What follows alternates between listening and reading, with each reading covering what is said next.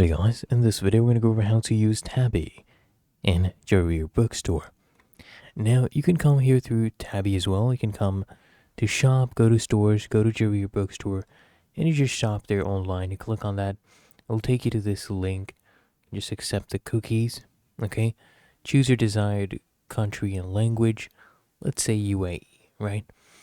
Now what you do, you just come here, pick whatever you want.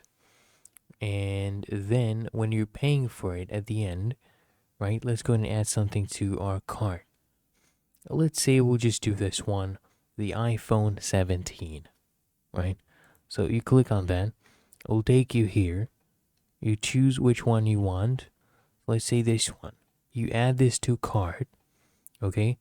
So here you can choose your protection plan if you want. Let's say you don't even want one, you just hit continue. And all you need to do now, okay, this one's out of stock. You just try another one, but in essence, we'll do this one. Apple iPhone Air. So we'll do it without the protection. In essence, what you just need to go ahead and do, here, it's been added. You go to your card, and when you are paying, right, you will choose your payment method when you're checking out. You just use Tabby. They'll let you use Tabby as the payment method. That's all you have to do.